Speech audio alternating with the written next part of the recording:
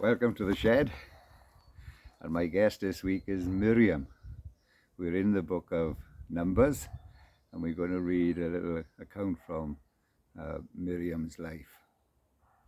Miriam, it's lovely to have you in the shed, and I love reading that account at the beginning of Exodus, where you watched over your baby brother in the bulrushes, Moses in the bulrushes, and going from a situation of extreme danger. The story ends with Pharaoh daughter paying your mother to look after Moses. It's a brilliant example of the providence of God. I love reading that. But anyway, we're in Numbers now, and not such a happy occasion for you. So tell us about it. Well, the situation was I really got to a position where I really begrudged the fact that Moses, my brother, had such a prominent position, and that really got to me. That it was like as if only God spoke to Moses and he didn't speak to anybody else.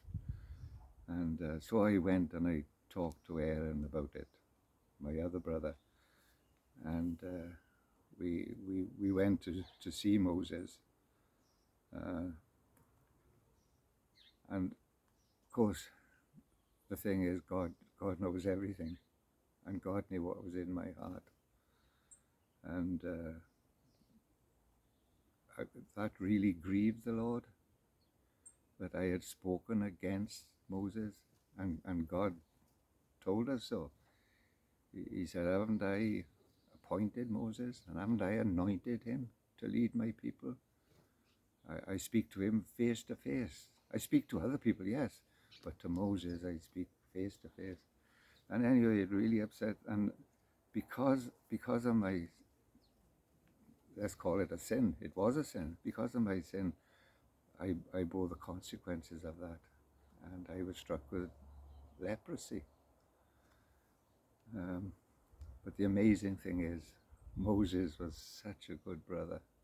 He didn't hold that against me, and when Aaron went to him and said, ask the Lord to heal her.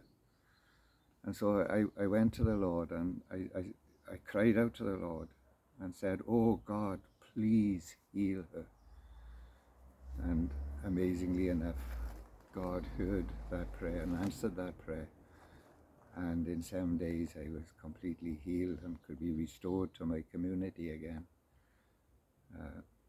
So, started off, I was in the wrong. But Moses was so gracious, and of course, God was so gracious to me. And I was healed. Miriam, what can we get from that story? What can we learn from that story from you? Well, I've got three things really that I think I could remember from that story. The one was the mistake I made. I had this grudge in my heart. I should have gone straight to Moses and confessed it to him and talked it through with him.